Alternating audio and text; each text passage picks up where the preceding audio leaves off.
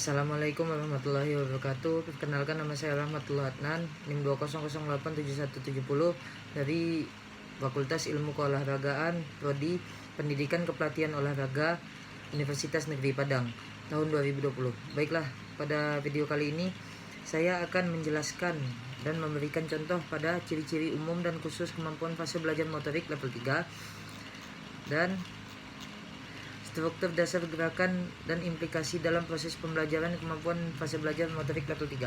Baiklah, untuk yang pertama adalah ciri umum.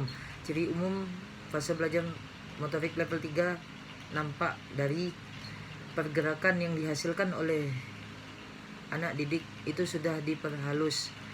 Pada tingkat 3 ini dapat dikatakan ringan bila dibandingkan dengan fase-fase tingkat pertama atau kedua. Hal ini perlu dipahami karena pada semua tingkatan, guru pendidik jasmani mempunyai tugas dan tujuan yang berbeda-beda. Jadi, pada fase level 3 ini, murid-murid sudah memperlancar dan memperhalus gerakan yang sudah dilakukan pada tahap-tahap sebelumnya.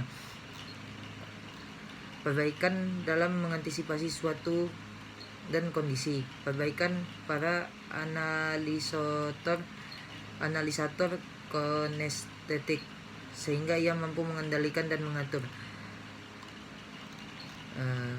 Yang kedua, ciri-ciri khusus fase belajar motorik tingkat 3. Yang pertama, terbentuknya kemampuan automasi. Yang kedua, bayangan dan konstruksi bayangan gerakan.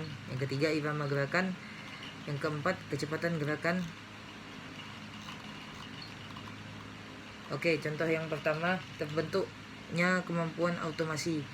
Kemampuan automasi ini erat hubungannya dengan program gerakan yang telah tersimpan sebagai ingatan motorik, maka individu yang bersangkutan hanya tinggal merealisasikannya. Yang kedua, bayangan dan konstruksi bayangan gerakan. Pada fase ini, kecepatan dalam memiliki dan mengkonstruksi bentuk-bentuk gerakan baru akibatnya dari perubahan situasi secara tiba-tiba atau kecepatan dalam pengaturan dan pengendalian kembali penyimpangan gerakan. Artinya, perbaikan dalam aspek ini tidak hanya terlihat dari kecepatan gerakan, tetapi juga berhubungan dengan ketepatan dan gerakan-gerakan yang telah dilaksanakan. Untuk yang ketiga, irama gerakan. Dari irama gerakan ini, bentuk kerja yang diperlihatkan dalam pelaksanaan gerak pada fase tingkat 3 ini terlihat semakin mulus dan lancar. Jadi, irama sudah mulai selaras dengan apa yang sudah dipelajari. Yang keempat, kecepatan gerakan. Individu yang berada pada fase tingkat belajar 3 ini mampu melakukan gerakan-gerakan yang dituntut dengan cepat. Bahkan situasi dan kondisi memaksa ia mampu melakukan perubahan-perubahan bentuk gerakan dengan cepat. Yang kedua, kita akan membahas dasar gerakan dan implikasi dalam proses pembelajaran kemampuan fase belajar motorik level 3.